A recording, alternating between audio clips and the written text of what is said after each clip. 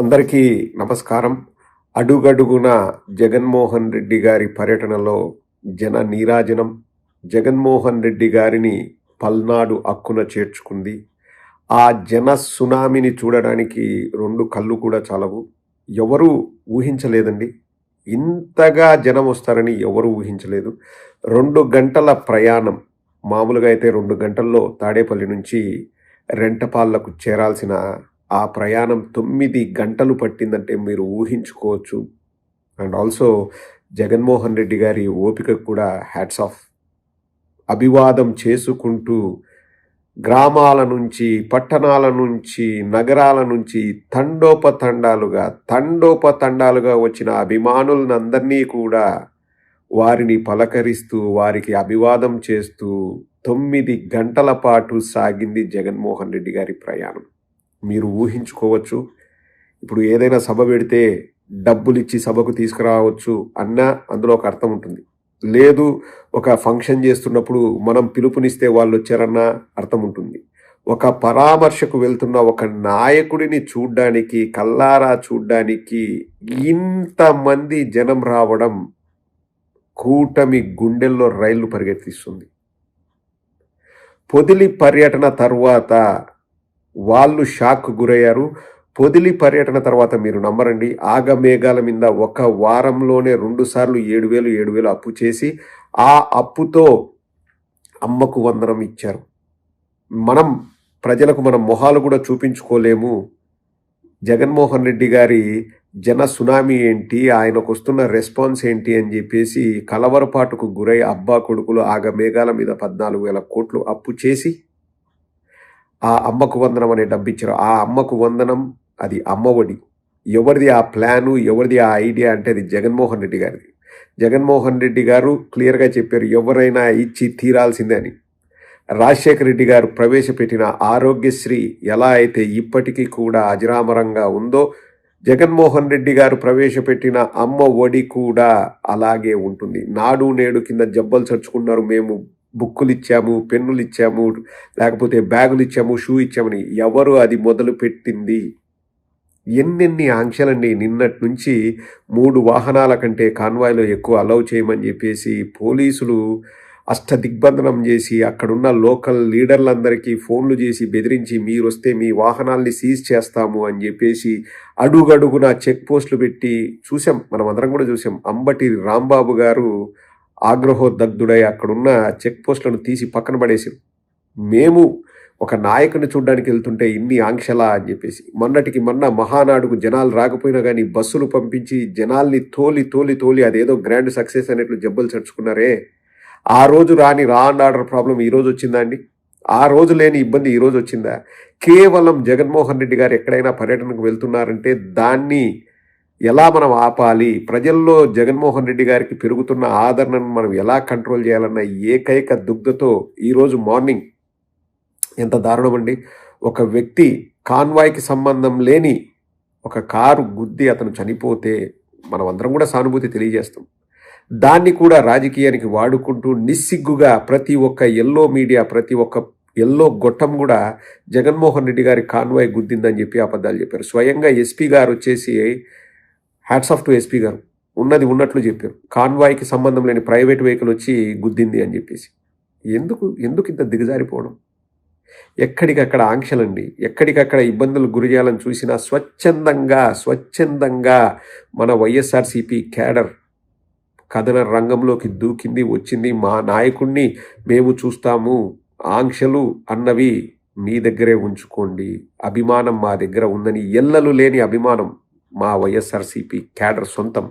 అది మా నాయకుడు మాకిచ్చిన ఆ గౌరవం. ఒక రాజశేఖర్ రెడ్డి అభిమానిగా, ఒక జగన్మోహన్ రెడ్డి అభిమానిగా నేను కాలరెగరేసుకొని తిరుగుతాను. మా నాయకుడు ఒక చిన్న తప్పు చేయలేదు, మా నాయకుడు ఒక చిన్న పొరపాటు చేయలేదు, మా నాయకుడు తన సొంత లాభం కోసం ఏ రోజు కూడా రాజకీయాలు చేయలేదు. కాబట్టే ఈరోజు ఆ జన సునామీ. ఎన్నెన్ని మాటలు అంటారండి. కొంచెమైనా సిగ్గుండాలండి తెలుగుదేశం వాళ్ళకి. నాగమల్లేశ్వరరావు అనే వ్యక్తి పాపం ఆ ఇబ్బందులకు గురై చనిపోతే, వీళ్ళు పెట్టిన ఇబ్బందులకు అతను తట్టుకోలేక చనిపోతే, ఆ చావుకు కూడా పెడార్థాలు తీస్తూ బెట్టింగ్ ఆడాడంట, డబ్బులు పోగొట్టుకున్నాడంట, చనిపోయాడు అని చెప్తారండి. అంటే జగన్మోహన్ రెడ్డి గారు ఏదైనా పర్యటనను తలపెడితే ఆ ఉద్దేశాలకు కూడా తప్పుడు కారణాలు వెతుకుతూ, తణుకుకు వెళ్తేమో గంజాయి బ్యాచ్ను పరామర్శించడానికి వెళ్ళాడు అంటారు. పొదిలికి వెళ్తేనేమో ఆల్రెడీ మేము డబ్బులు ఎక్కువ ఇస్తున్నాము, కానీ జగన్మోహన్ రెడ్డి గారు ఊరికే పొదిలికి వెళ్ళాడు, ఏదో బల ప్రదర్శన కోసం పొదిలికి వెళ్ళాడు అంటారు. ఈరోజు నాగమల్లేశ్వరరావు విగ్రహాన్ని గుర్తుగా వాళ్ళ తండ్రి గారు ఏర్పాటు చేస్తే అక్కడికి జగన్మోహన్ రెడ్డి గారు పరామర్శకు వెళ్తే కూడా పెడార్థాలు. ఏందండి ఇది? ఇది పరిపాలన. మీరు ఒకసారి ఆలోచన చేయండి. ఇంకొకసారి ఆంక్షలు అంటే ప్రజలు అక్షింతలు చల్లడానికి రెడీగా ఉన్నారు, మొట్టికాయలు వేయడానికి రెడీగా ఉన్నారు. అబ్బా కొడుకులు ఈ విషయాన్ని గుర్తుపెట్టుకుంటే వాళ్ళకి మంచిది. నేను మళ్ళీ ఒక విషయం ఇక్కడ స్ట్రెస్ చేసి చెప్తున్నానండి. నారా లోకేష్ గారికి చెప్తున్నా. ఇప్పుడు నారా లోకేష్, నువ్వు ఇలా ఆంక్షలు పెట్టాలనో, నువ్వేదో చెడు కారణాలు వెతుకుతుంటే అది మాకైతే మంచిది. ఇది రాజకీయంగా వైఎస్ఆర్ కాంగ్రెస్ పార్టీకి మంచిది. మా కార్యకర్తలు ఇంకా రెట్టించిన ఉత్సాహంతో, ఆ కసితో, ఆ కోపంతో పనిచేస్తారు. మాకైతే మంచిది. కానీ ఒక సమాజంగా మనం ఆలోచించినప్పుడు నువ్వు చేసే పనులు అది సమాజానికి మంచిది కాదు. బయటికి వచ్చేసి అర్థమవుతుందా రాజా, నన్ను చూసి అందరూ భయపడుతున్నారు, గుండెపోట్లు వస్తున్నాయి, కాలు జారి పడుతున్నారు, లేకపోతే నల్ల జుట్టు తెల్ల జుట్టు అవుతుంది, నేను ఇష్టారీతిన రివెంజ్లు తీర్చుకుంటున్నాను అంటే ప్రతి ఒక్కడిలో ఆ ఫీలింగ్ వస్తుంది. కాబట్టే అన్ని నడి రోడ్డు పైకి వస్తున్నాయి. నడి రోడ్డు పైన హత్యలు చేయడము, నడి రోడ్డు పైన 3rd డిగ్రీలు ప్రయోగించడము, నడి రోడ్డు పైన ఆడవారిని కట్టేసి కొట్టడము. ఆ ఫీలింగ్ ఎందుకు వస్తుంది జనాలకి? నువ్వు చేస్తున్న పనుల వల్లే. నారా లోకేష్, ఒక సమాజంగా నేను చెప్తున్నాను, నువ్వు చేసేటువంటి మాకు ప్లస్సు. ఒక రాజకీయ దురుద్దేశాలతో నేను ఆలోచించేవాడిని అయితే నీకు చెప్పేవాడిని కూడా కాదు. నువ్వు చెయ్యి, మా కార్యకర్తలకు ఇంకా బూస్ట్ వస్తుంది, మా కార్యకర్తలు ఇంకా రెట్టించిన ఉత్సాహంతో పనిచేస్తారని నేను కూడా సంబరపడేవాడిని. కానీ రాజకీయాల కంటే కూడా మనకు సమాజ బాధ్యత అనేది ఒకటి ఉంటుంది. గుర్తుపెట్టుకో నారా లోకేష్. పాలకుడు అయి ఉండి, మంత్రి అయి ఉండి నువ్వు వచ్చేసి, నేను చూసావా ఎలా పగ తీర్చుకుంటున్నానో, చూసావా ఎలా నేను చట్టాన్ని వాడుకున్నావో, చూసావరా నేను ఎలా రివెంజ్ తీసుకోవడంలో దిట్టనో అని నువ్వు చెప్పుకుంటుంటే సమాజం సిగ్గుపడుతుంది.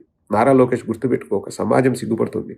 ఒక చనిపోయిన వ్యక్తిని పరామర్శకు కూడా వెళ్తే దాన్ని కూడా రాజకీయం చేసి, ఆ చనిపోయిన వ్యక్తి చావుకు కూడా పెడార్థాలు తీస్తూ బెట్టింగ్ ఆడి చనిపోయాడు అని చెప్పి మాట్లాడడం ఎంతవరకు సమంజసమండి? ఆ తండ్రి ఈరోజు సాక్షితో మాట్లాడుతూ ఓపెన్గా చెప్పారు, నా కొడుకు బెట్టింగ్తో చనిపోయాడు అన్న వాళ్ళకి ఓపెన్ ఛాలెంజ్ చేస్తున్నాను, రేపు నేను సత్తెనపల్లిలో ప్రెస్ మీట్ పెడతాను, నేను చెప్పాలనుకున్నంత చెప్తాను అని చెప్పేసి.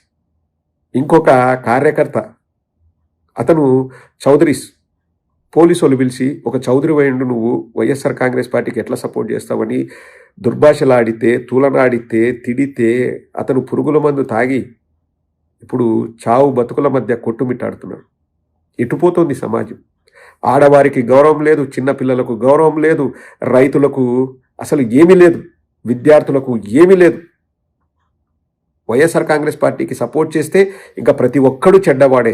వాడి క్యారెక్టర్ అసాసినేషన్ చేసి, వాడిని బద్నాం చేసి, వాడిని నడి రోడ్డుపై నిలబెట్టి, మాకు 4 ఛానళ్ళు ఉన్నాయి, మేము ఇష్టారీతిన వండి వారుస్తామని, పైగా ఇంకేమైనా అన్నా కానీ అర్థమవుతుందా రాజా, నేను కక్ష తీర్చుకుంటాని ఆ వ్యక్తి రావడం, నారా లోకేష్ రావడము, అందరి మీద కేసులు బనాయించడము, అందరినీ లోపల వేయడం, ఈరోజు చెవిరెడ్డి భాస్కర్ రెడ్డి గారి అరెస్ట్. అసలు 2 రోజుల ముందు వరకు సంవత్సరం నుంచి లిక్కర్ స్కాము అని చెప్పేసి వాళ్ళు మాట్లాడుతున్నారు. సంవత్సరం నుంచి ఇన్వెస్టిగేషన్ చేస్తున్నారు. 2-3 రోజుల ముందే చెవిరెడ్డి భాస్కర్ రెడ్డి గారి పేరు రావడము, ఈరోజు ఎఫ్ఐఆర్ కూడా లేకోకుండా, నోటీస్ లేకోకుండా ఆయన అరెస్ట్ చేశారని చెప్పేసి చెవిరెడ్డి భాస్కర్ రెడ్డి గారు చెప్తున్నారు. ఒకసారి మీరు గమనించండి, జగన్మోహన్ రెడ్డి గారు ఏ పర్యటనకి వెళ్ళినా, జగన్మోహన్ రెడ్డి గారిని ఎవరు సపోర్ట్ చేసినా, జగన్మోహన్ రెడ్డి గారి పర్యటనలపై బురద జల్లడమే, జగన్మోహన్ రెడ్డి గారిని సపోర్ట్ చేసిన వాళ్ళపై బురద జల్లడమే, వారి క్యారెక్టర్ అసాసినేషన్ చేయడమే. ఎటుపోతుంది సమాజం? నారా లోకేష్, నువ్వు చాలా డేంజరస్ గేమ్ ఆడుతున్నావు. ఇది నీకే మంచిది కాదు. నేను ముందే చెప్తున్నా, నీ రాజకీయ ప్రయాణానికి మంచిది కాదు. ప్రజలు అసహించుకుంటున్నారు. ఇందుకోసమా మేము ఓట్లేసింది? మేము మాకేదైనా మంచి చేస్తాడని ఓట్లేస్తే వాళ్ళు కక్షలు తీర్చుకోవడానికి, వాళ్ళ ఆ ఈగో సాటిస్ఫై చేయడానికి వాళ్ళు ఈ పదవులను వాడుకున్నారని చెప్పేసి జనాలు అసహించుకున్నారు. అది మీ దాకా కూడా వచ్చింది, మీ నోటీసుకు కూడా వచ్చింది. అది మీకు వచ్చిందని నాకు కూడా తెలుసు. పొదిలిలో తర్వాత ఎలా తెలుగుదేశం పార్టీలో అంతర్మదనం మొదలైందో కూడా మాకు తెలుసు. దాని పర్యవసానమే ఈరోజు ఈ ఆంక్షలు. ఇంకొకసారి ఆంక్షలు పెట్టాలని చూస్తే నారా లోకేష్ గారికి చెప్తున్నాను, రాజకీయంగా మీ గోతిని మీరు తవ్వుకున్నట్లే. అది మాత్రం గుర్తుపెట్టుకోండి. మనది ప్రజాస్వామ్య దేశము. నియంతృత్వ పోకడలకు ఛాన్స్ లేదు. నారా లోకేష్ గారు, మీరు అర్థమవుతుందా రాజా అని ఎన్నిసార్లు అంటే అంత లోతుకి మీ రాజకీయ గోతిని మీరు తవ్వుకున్నట్లే. అది మంచి పద్ధతి కాదు. మీకు నేను సలహా ఇస్తున్నాను. ఎందుకంటే సమాజం బాగుండాలి అని కోరుకునే వ్యక్తిగా అలాంటి పనులు చేయకండి అని చెప్పేసి చెప్తున్నాను. అర్థం చేసుకోండి.